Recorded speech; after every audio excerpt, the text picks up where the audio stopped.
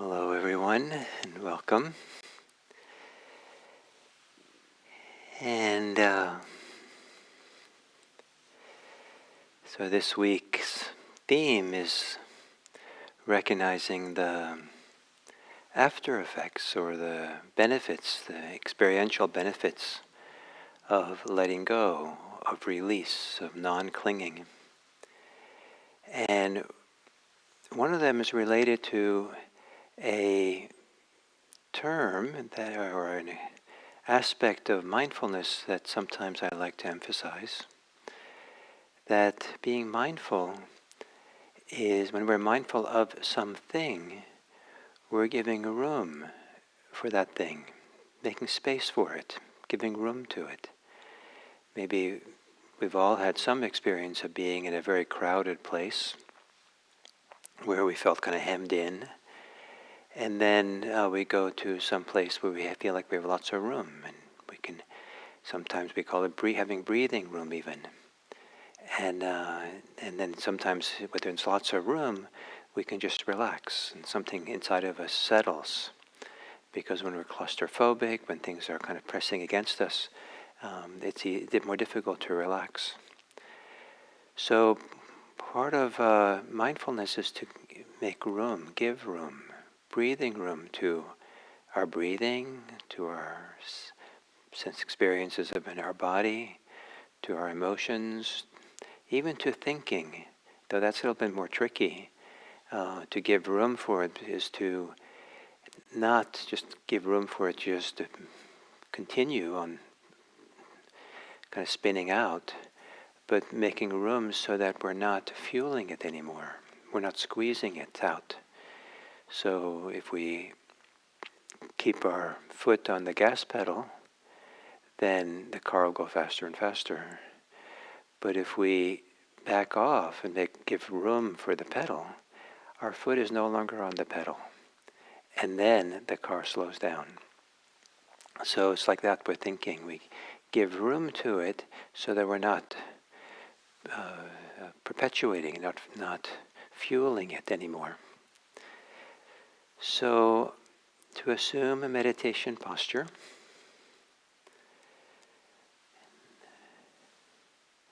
and there's a way of sometimes using a posture that makes us feel bigger. So for those sitting upright, it's to sit a little bit more upright, to sit a little bit more maybe with the chest expansive, not pushing it outwards, but letting it, maybe by pulling in the spine between the shoulder blades, the chest comes out a little bit. Or if you are sitting with a backrest, sometimes putting a little pillow or something between the shoulder blades so that again you get the same effect that something's being pushed out. People who meditate in bed maybe can do something a little bit similar. Maybe there's something gentle that can be put between the shoulder blades that allows the chest to expand a little bit more. And also what we do with the arms. That's an advantage sometimes of meditating, laying down, is we can kind of open our hands upwards, have our hands to the side sometimes, and upwards, and the shoulders a little bit rolling back, and it creates a little more sense of bigness.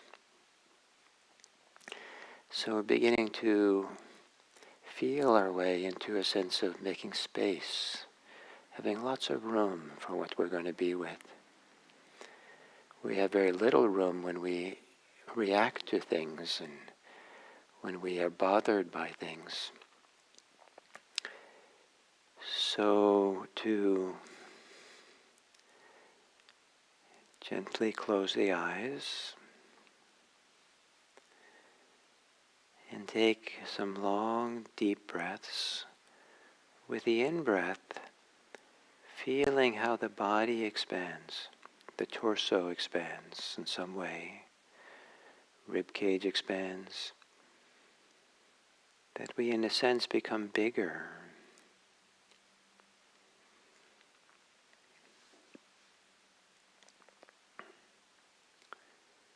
that sense of growing bigger on the in-breath, can correct some fixed idea that limits us, that keeps us kind of shrunk or pulled in.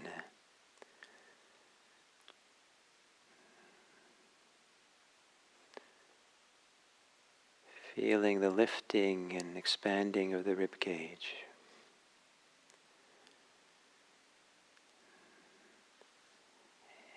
And then keeping some of that sense of bigness or largeness, and keeping it there. As you exhale, relax, soften.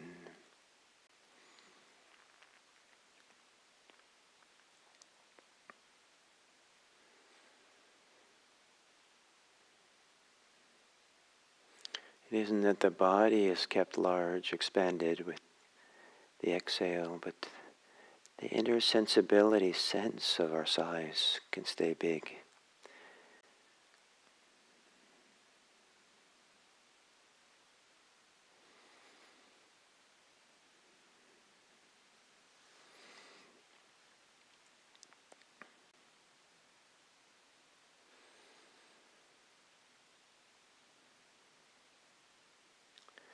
And letting the breathing return to normal.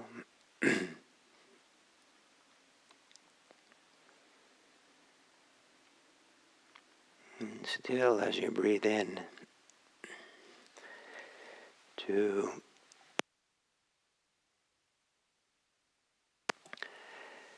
as you breathe in, to feel the now smaller movements of expansion in the chest and the rib cage, maybe in the belly,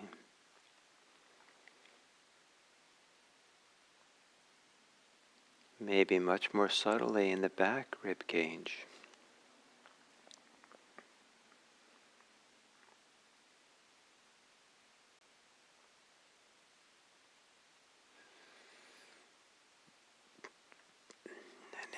And in the sensations of the rib cage expanding,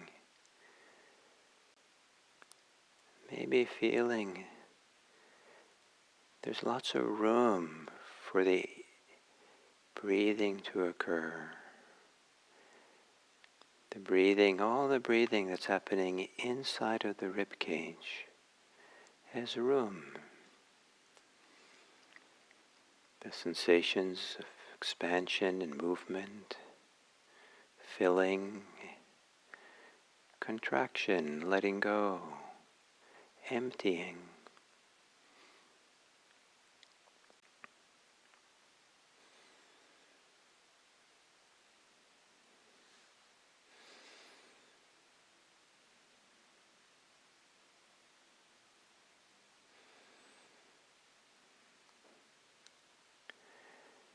And to continue with this settling process, to feel the tensions you might have in your face, around the forehead, the eyes, the cheeks, the mouth,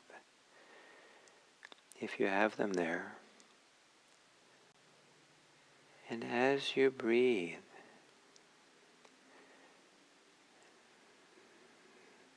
imagine that you're making lots of room for those sensations to be there. They're allowed to be there spaciously, expansively.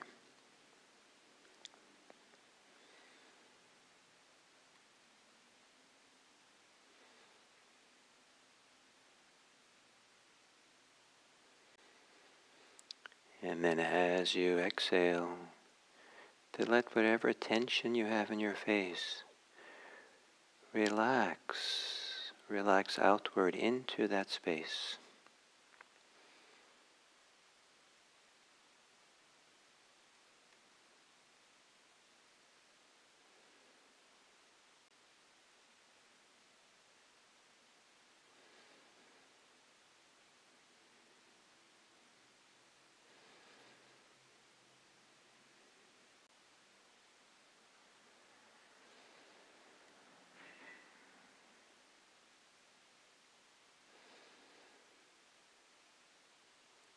And then doing the same for the shoulders.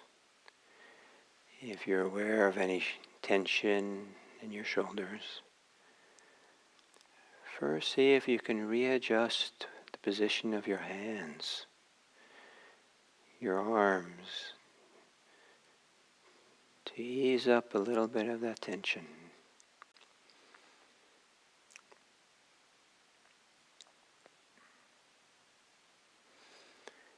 And as you breathe in,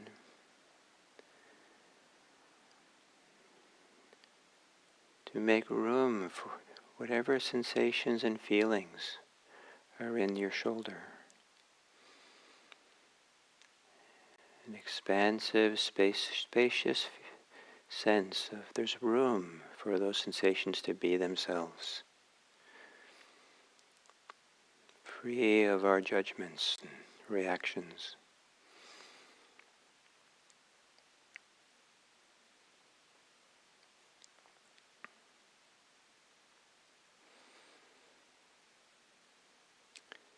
And then on the exhale, to relax and soften the shoulders so the tension expands into the space around them or dissolves into the space.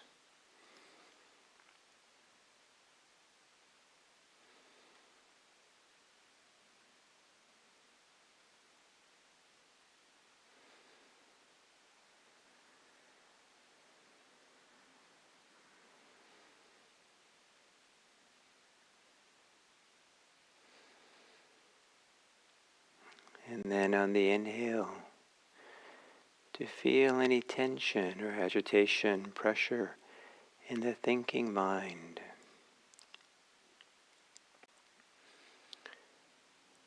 And with the inhale, imagining lots of space.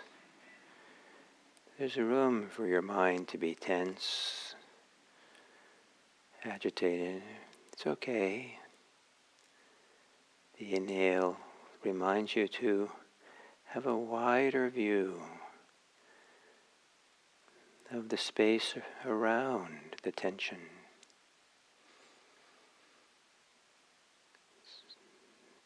Giving room.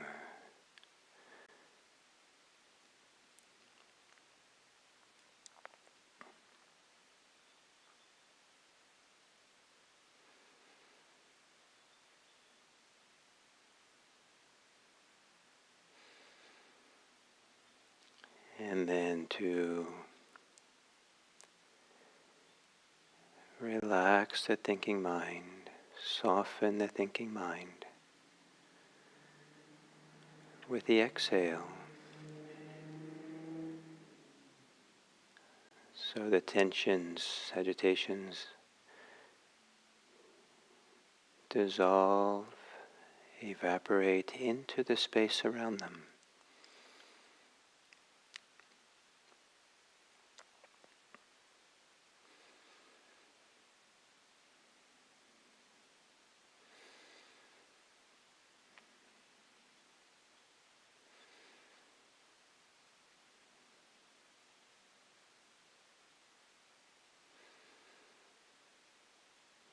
And then to settle into the body's experience of breathing.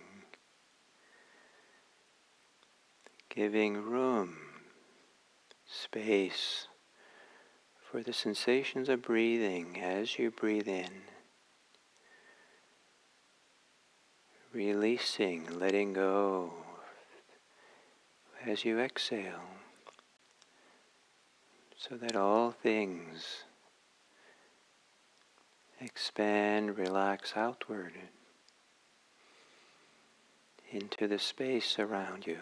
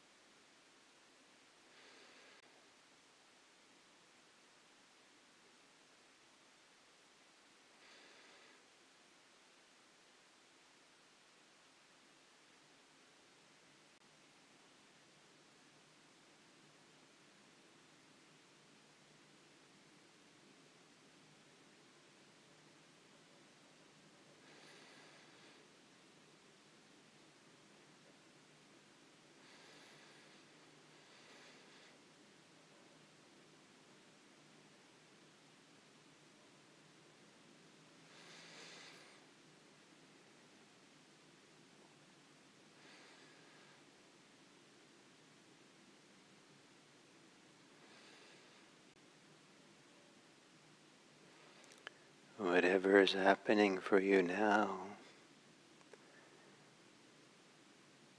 recognize it as such,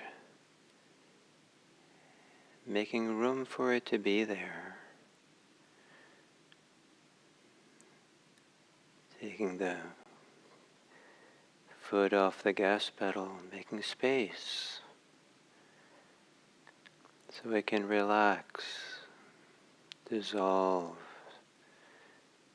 outward and into the space around it.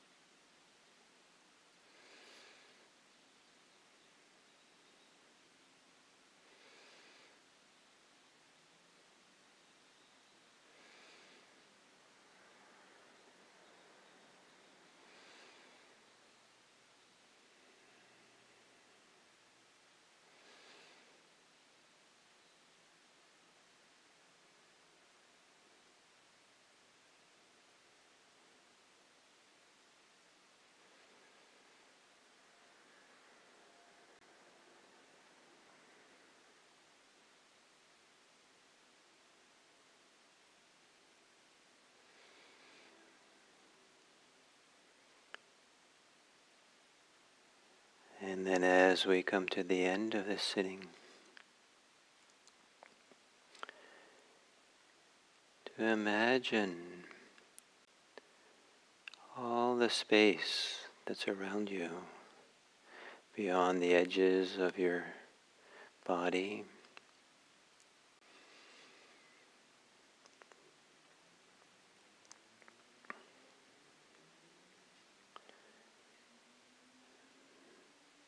That there is more space to hold all things, your thoughts, your feelings, your body,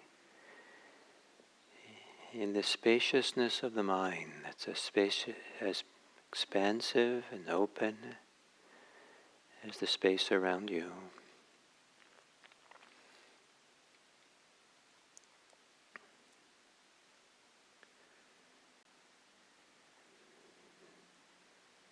And that any movement of tension, of tightening up, of grasping on, is a narrowing down, the closing in. Can even be claustrophobic sometimes when there's lots of thoughts and feelings we're caught up in.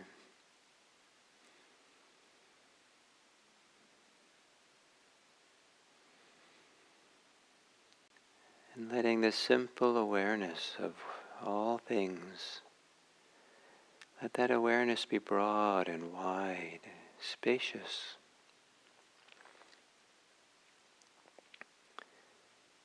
So there's room to be aware of other people in that space. We'll give other people lots of room to be who they are, as long as they don't threaten us or allow them to be in the spacious quality of the heart,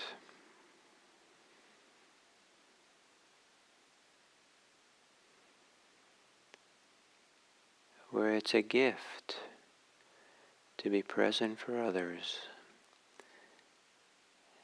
making room for them to be just as they are. They don't have to contend with our judgments, our agendas, our preferences. They can just be there as they are.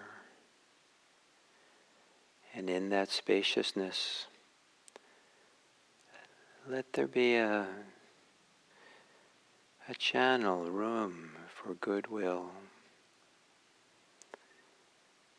May all beings be happy.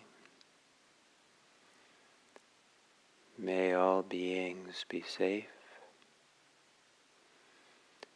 May all beings be peaceful.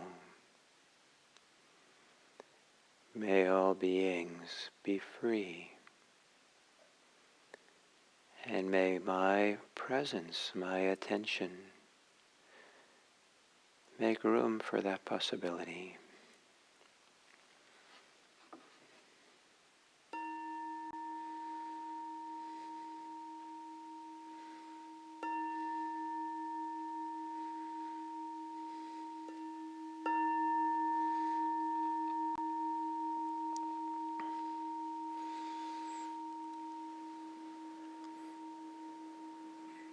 Thank you.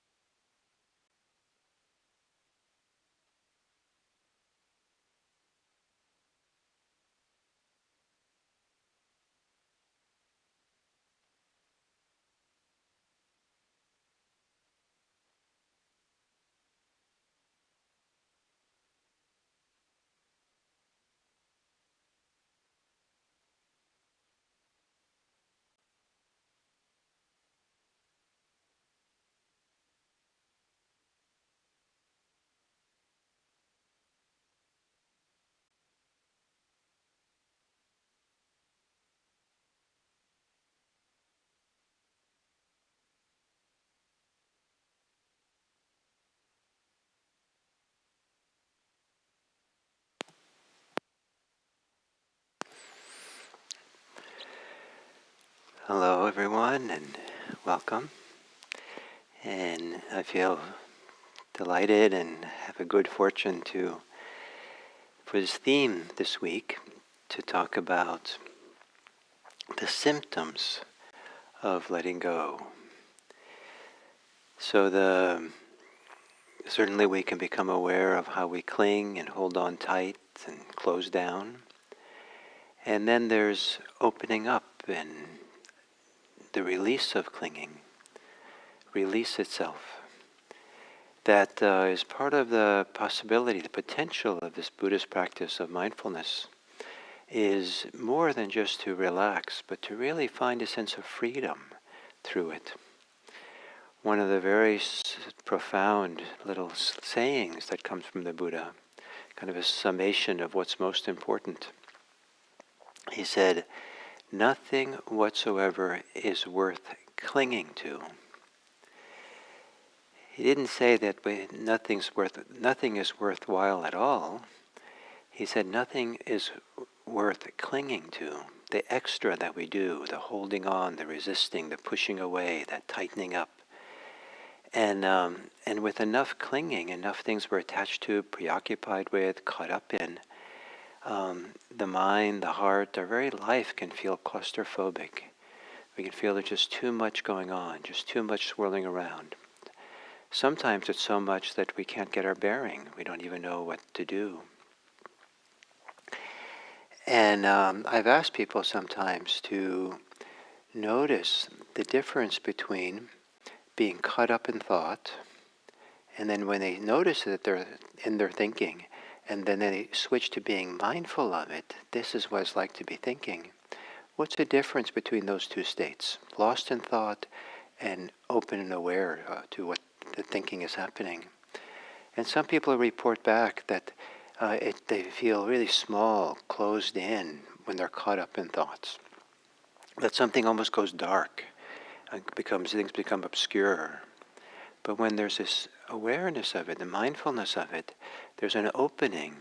There's a feeling of clarity and brightness that happens in the mind, in our sense of being. And this points to how one of the symptoms of non-clinging is space, is room, is a sense of expansiveness. Sometimes the mind can feel very expansive. Sometimes a sense of awareness can feel expansive. Sometimes there can feel like as if there's lots of room in our body. Like there's space, lots of space for whatever arises can just be there. In this ocean of space, ocean of awareness.